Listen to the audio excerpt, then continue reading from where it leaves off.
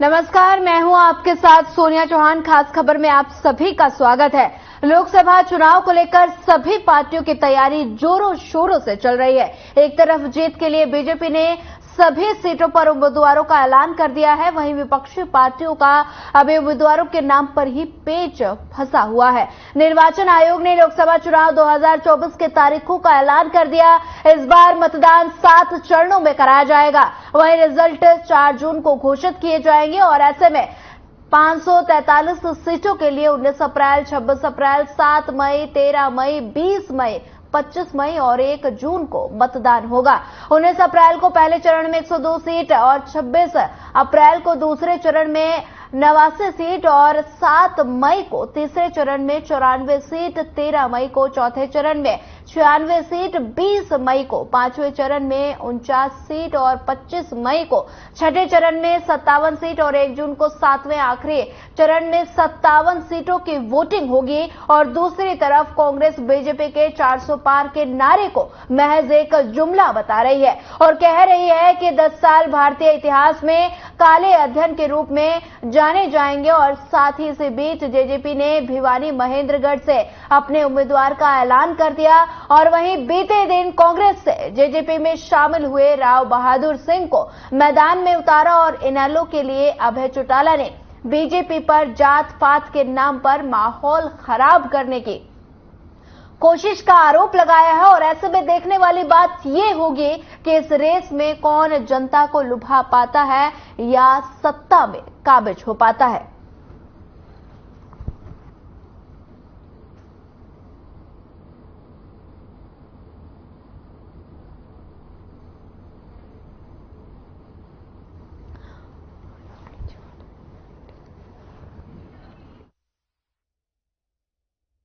कि 7 चरणों में मतदान होगा और साथ ही बता दें कि चुनाव को लेकर सभी पार्टियों ने तैयारी शुरू कर दी है।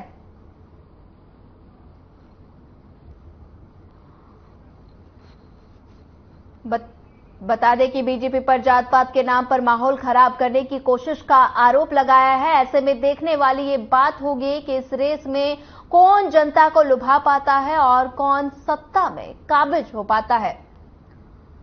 बता दें कि लोकसभा चुनाव को लेकर सभी पार्टियों ने कमर कस ली है। तैयारियां जोरों शोरों पर चल रही हैं और उम्मीदवारों का नाम के ऐलान कर दिए गए हैं। और साथ ही पहले चरण के लिए नामांकन का कल आखिरी दिन था और सभी प्रत्याशियों ने बता दें कि नामांकन कर दिया है। चुनाव को लेकर सभी पार्टियां जोरों शोरों से तैयारी कर रही हैं और साथ ही वहीं इसी खबर पर ज्यादा जानकारी साझा करने के लिए हमारे साथ ओपी शर्मा हमारे साथ चर्चा में जुड़ गए हैं। ओपी शर्मा, पहले चरण के लिए बता दें कि नामांकन का कल आखिरी दिन था और सभी प्रत्याशियों ने नामांकन दाखिल किया और अब तक कितने नामांकन दाखिल हुए हैं, क्या कुछ ज्यादा जानकारी अपडेट दीजिए। देखिए ज्योति, अगर हम बात करें तो हरियाणा के अंदर जो है अभी तक नामांकन शुरू नहीं हुआ है, लेकिन अगर देश की बात करें तो जो 7 चरणों में चुनाव होना है उसके लिए नामांकन जो है तेजी पकड़ता जा रहा है और काफी सारे लोगों ने ज्योति, एक बार आवाज में कुछ दिक्कत आ रही है जी, तो मैं ये कहना चाहूंगा कि जो नामांकन है वो अब अपने तेजी जो है उसमें तेजी आती जा रही है और इसी के साथ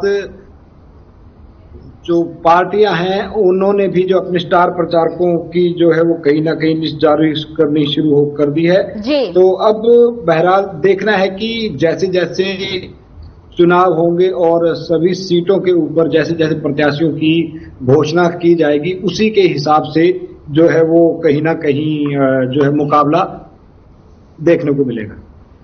ज्योति, एक बार आवाज में दिक्कत आ रही है। जी जी, ओपी शर्मा जी बने रहिए हमारे साथ। बता दें कि लोकसभा चुनाव के लिए पहले चरण के लिए नामांकन का कल आखिरी दिन था और साथ ही बता दें कि सभी प्रत्याशियों ने नामांकन कर दिया है। ओपी शर्मा जी, आपको आवाज आ रही है? जी। जी, ओपी शर्मा जी, चुनाव आयोग तैयार है। लगातार चुनाव आयोग मतदाताओं को जागरूक करने का प्रयास कर रहा है और बूथ पर सुविधा की बात हो या अधिकारियों को दिशा निर्देश देने की बात हो, इसको कैसे देखते हैं आप? देखिए ज्योति, अगर हम ज्योति आवाज अभी भी ठीक नहीं हुई है। देखिए अगर हम चुनाव आयोग की बात करें तो कहीं ना कहीं जो चुनाव सही तरीके से करवाने को लेकर अपने जो है वो प्रयास पूरे कर रहा है। विभिन्न तरह के हर राज्यों के अंदर चुनाव की निगरानी के लिए विभिन्न तरह की एजेंसियों और जो आयोग की कमेटियां उनका गठन हो चुका है। अगर हम चुनाव में सबसे बड़ी बात यह कि ट्रांसपेरेंसी, पारदर्शिता और सभी को जो बराबर का जो एक मौका मिले, जिसके लिए कहीं ना कहीं जो काले धन का जो चुनाव के अंदर इस्तेमाल किया जाता है, हालांकि चुनाव आयोग की तरफ से प्रचार के दौरान 95 लाख रुपए तक जो है प्रत्याशी खर्च कर सकते हैं, लेकिन इसमें पार्टी द्वारा किया गया खर्च और स्टार प्रचारकों की विजिट्स जो है वो शामिल नहीं होगी। तो ऐसे में जो काला धन है उसको रोकने के लिए चुनाव आयोग ने जो प्रवर्तन निदेशालय है, डायरेक्टर ऑफ मिलिट्री इंटेलिजेंस है, DRI है, डायरेक्टर ऑफ रेवेन्यू इंटेलिजेंस है, NIA वगैरह जितने भी तरह की सरकार की इंटेलिजेंस एजेंसियां हैं, उनको कहीं ना कहीं अपने अपनी ड्यूटियों पर लगाया गया। बॉर्डर से भी कई बार जो है काला धन आता है। अगर हम बाकी की अलग अलग बात करें तो वहां पर भी जो है वो इस तरह का जो पैसा आता है वो जो है वो पकड़ा जाता है। अगर पिछले 5 राज्यों में जो विधानसभा चुनाव है तो उसकी बात करें तो उसके अंदर करीबन 5,500 करोड़ रुपए जो है वो इन एजेंसियों ने विभिन्न तरीकों से ब्लैक मनी जो है रिकवर की थी। इसके अलावा अगर चुनाव के बाकी प्रबंधों की बात करें तो आयोग जो है वो मॉनिटरिंग सख्ती से कर रहा है। अगर कहीं पर भी किसी को, आम आदमी को आदर्श आचार संहिता का उल्लंघन की जानकारी मिलती है तो उसको लेकर वो फ्री विजिल ऐप के ऊपर जो उसकी शिकायत कर सकता है और 60 मिनट में उसके ऊपर एक्शन लिया जाएगा। वहीं राजनीतिक पार्टियों के लिए भी अलग से एक पोर्टल बनाया गया है और वो वहां पर भी जो है वो शिकायत कर सकते हैं। जो भी वो शिकायत करेंगे उसको जो है पूरी तरीके से रिड्रेसल जो है वो जल्द से जल्द किया जाएगा। इसके अलावा बाकी अगर हम बात करें निष्पक्षता करने के लिए जिन इलाकों में जिन फर्स्ट फेज के जो वोटर्स थे, जो एलिजिबल वोटर्स उम्र हो गई थी और उनका वोट नहीं बना था, तो उनके वोट जो आखिरी दिन तक जो है वो बनने थे। और अगर जैसे जैसे बात करें कि हरियाणा में जो 29 अप्रैल को जो है वो नोटिफिकेशन जारी होगा, उसमें नामांकन शुरू होगा, तो उस दिन तक जो वोटर एलिजिबल होंगे उनके भी जो वोट बनाए जाएंगे। तो इसको लेकर विभिन्न तरह का अभियान चला हुआ। ऑनलाइन भी आवेदन किया जा सकता है, अपने BLO के पास भी जा सकते हो आप। जिला जो चुनाव कार्यालय होता है उसमें भी आप जाकर मतदान जो है बना सकते, अपना वोटर जो है वो बनवा सकते हैं। तो इसी तरह की विभिन्न तरह की जो कमेटियां बनाई गई। इसी तरह की मीडिया मॉनिटरिंग की बात करें तो उसके लिए जिला स्तर पर और प्रदेश स्तर पर जो है वो एजेंसियां जो कमेटी गठित की गई जो सोशल मीडिया पर प्रचारित होने वाली सामग्री का ध्यान रखेंगे कि अमुक प्रत्याशी द्वारा सोशल मीडिया पे ये काम किए जा रहे हैं। तो उसका भी जो है एक मतलब एक अमाउंट तैयार करके उसको भी कहीं ना कहीं चुनाव आयोग जो है उसके चुनाव खर्च में उसको ऐड करेगा। अगर किसी मीडिया में या किसी मीडिया हाउस के अंदर पेड न्यूज या इस तरह की एक तरफा न्यूज लगाई जाती है जहां पर एक ही प्रत्याशी को जिताने का दावा किया जाता है या बेवजह मतलब कुछ भी ऐसा किया जाता है जिससे लोगों के बीच में उनकी ओपिनियन बदले, उनका वोट डालने से पहले वो सोचते हैं और शायद मीडिया के इन्फ्लुएंस में आके वोट डालते हैं, तो उसको रोकने के लिए भी जिला स्तर पर और राज्य स्तर पर जो कमेटियां बनाई गई जहां पर अगर कोई भी शिकायत आती है उसका जल्द से जल्द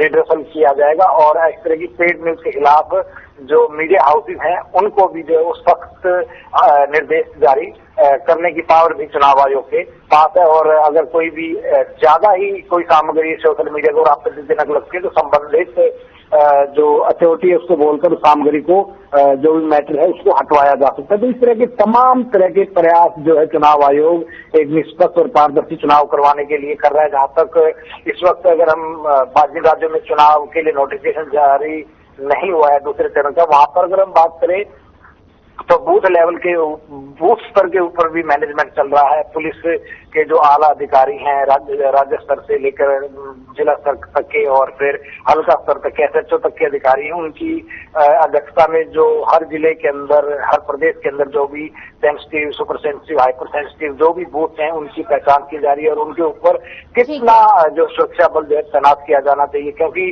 अक्सर होता है कि कुछ बूथ्स बदनाम होते हैं कि इन बूथ्स के ऊपर जो है हर बार कुछ ना कुछ हिंसा या टकराव देखने को मिलता है। तो इन सभी बातों का संज्ञान लेते हुए चुनाव आयोग ने जो पुलिस विभाग को वो भी निर्देश दिए कि जिन जिन पोलिंग बूथ सेंसिटिव या सुपर सेंसिटिव, हाइपर सेंसिटिव मिलते हैं तो वहां पर सुरक्षा के विशेष इंतजाम भी किए जाते हैं। वहां पर जो रैपिड एक्शन फोर्सेज होती है वो भी आसपास ही तैनात की जाती है ताकि चुनाव निष्पक्ष तरीके से करवा सके।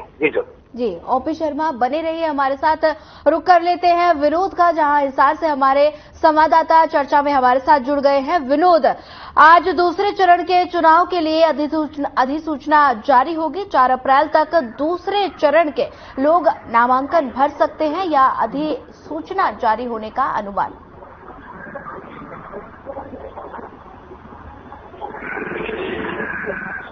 विनोद, सुन पा रहे हैं आप?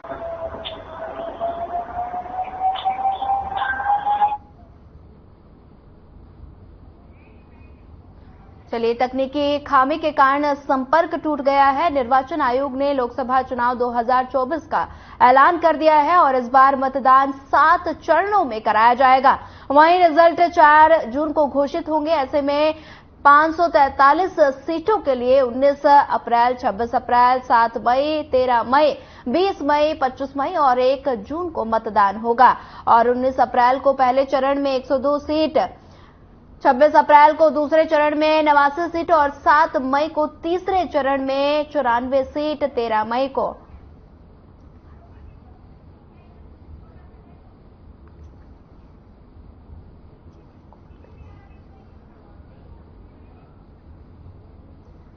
वहीं 25 मई को छठे चरण में 57 सीट और 1 जून को 7वें, बता दें कि आखिरी चरण में 57 सीटों की वोटिंग होगी।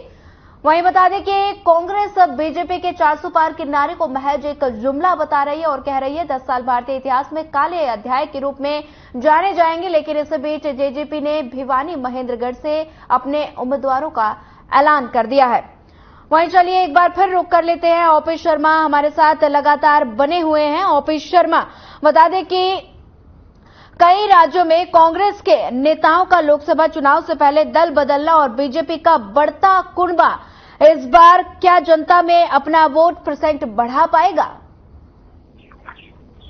देखिए ज्योति, अगर हम बात करें जिस तरीके से बीजेपी के अंदर दल बदल करके लोग आ रहे हैं और उनको जो टिकट दी जा रही है तो उससे लगता है कि बीजेपी अपना 400 का जो आंकड़ा है वो बड़ी आसानी से जो है कहीं ना कहीं पार कर लेगी। अगर हम हरियाणा की बात करें तो हरियाणा के अंदर 10 लोकसभा सीटें और पिछले 2019 के चुनाव में 10 की 10 लोकसभा सीटों के ऊपर बीजेपी ने जीता था। लेकिन इस बार बीजेपी को शायद 10 सीटों का जो है विश्वास नहीं था। पिछली बार भारतीय जनता पार्टी ने कांग्रेस से 4 ऐसे मतलब प्रत्याशियों की टिकट दी थी जो कांग्रेस में एमएलए या फिर एमपी रह चुके बड़े कद के नेता थे। लेकिन इस बार ये संख्या बढ़कर 6 हो गई है और 6 सीटों के ऊपर कांग्रेस से जो है प्रत्याशी आए। अगर हम जो बात करें सिरसा से, तो सिरसा से जो अशोक तंवर है वो कांग्रेस के प्रदेश अध्यक्ष थे करीबन 6 साल। ओपी शर्मा, आपको रोकना चाहूंगे। हमारे साथ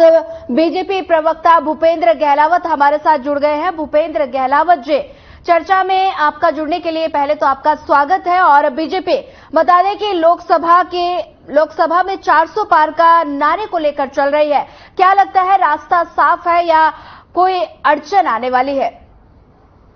देखिए सोनिया जी, हमारे जो पार्टी ने 400 पार का नारा किया है जी, वो हम अच्छे से अचीव करने का काम करेंगे।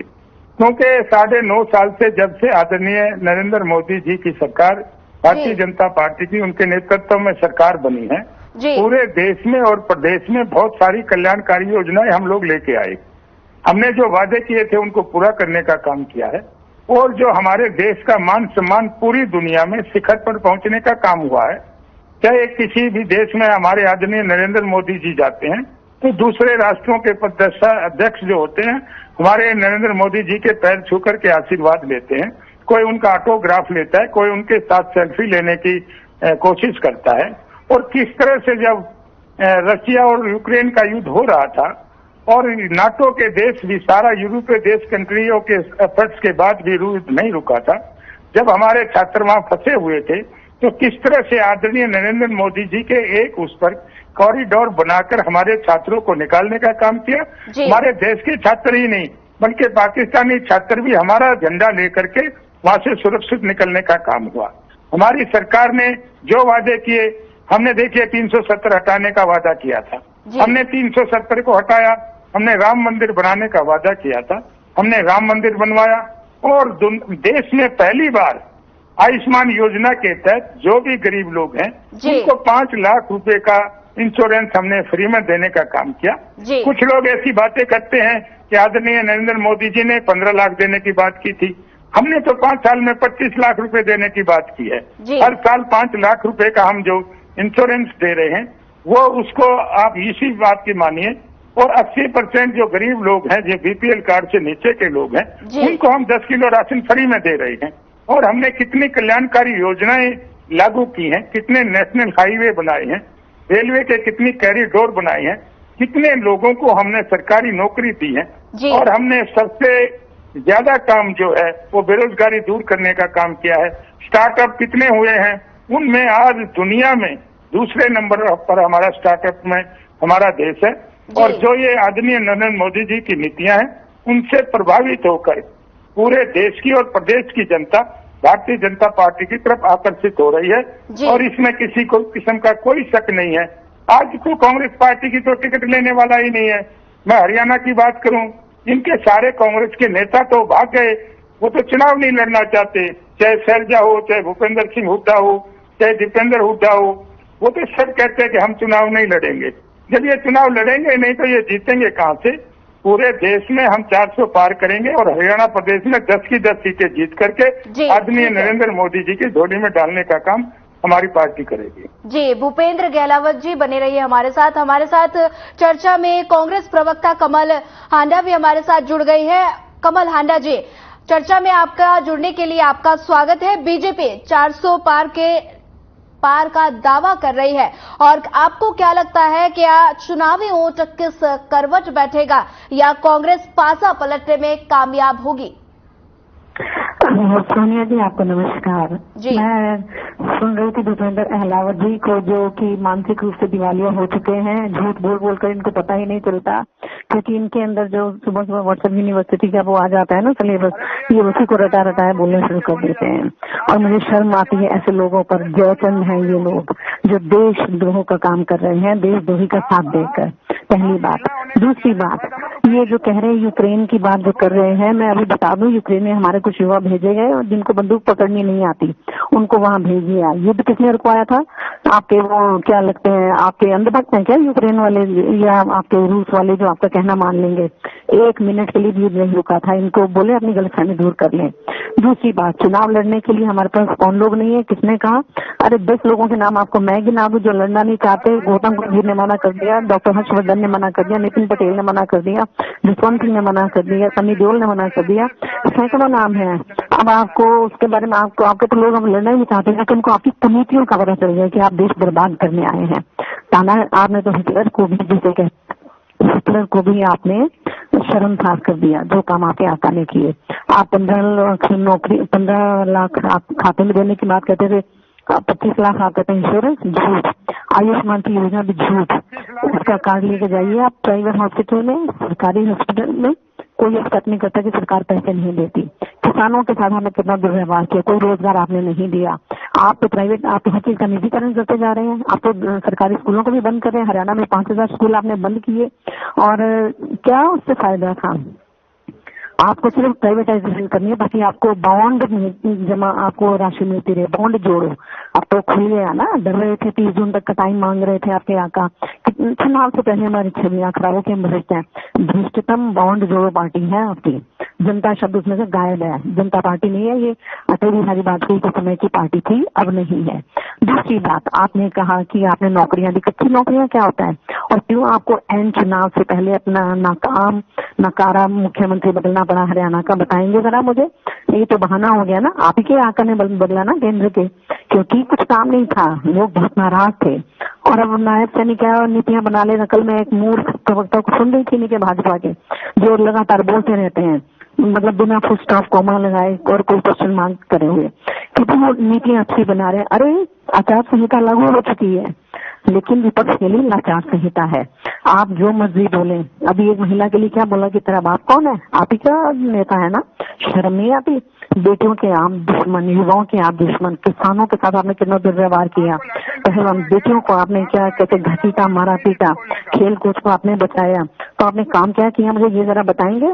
4.5 लाख करोड़ का कर्जा आपने कर दिया प्रदेश पर, देश में 225 लाख करोड़ का कर्जा कर दिया, और बॉन्ड जमा कराए, आरटीआई के दायरे से बाहर रखा। ईमानदार थे तो खुला होने देते ना। फिर पीएम केस भी क्यों आरटीआई के दायरे से बाहर रखा? हमारी कांग्रेस लाई थी वो आरटीआई 2005 में, 2005 आरटीआई एक्ट। आप क्या लाए? आप तो कानून काले ले आए किसानों को मारने के लिए, पूरे देश की जमीन हड़पने के लिए, ताकि आपके कॉर्पोरेट साथियों को मिलती रहे। और शर्म आती है मुझे अंबानी अडानी जैसे लोगों पर, जो इस देश का खाते हैं और इसी देश के कहते हैं ना जिस थाली में खाते हैं उसी में छेद करते हैं, इसी देश को धोखा देते हैं आप लोग। शर्म कीजिए। जयचंद भरे पड़े आपकी। कमल हांडा जी, मैं आपको रोकना चाहूंगी, हमारे साथ भूपेंद्र गहलावत भी हमारे साथ जुड़े हुए हैं। क्या कुछ कमल हांडा ने कई तरह के आरोप भूपेंद्र गहलावत जी लगाए हैं, कैसे जवाब देंगे, क्या कुछ कहेंगे?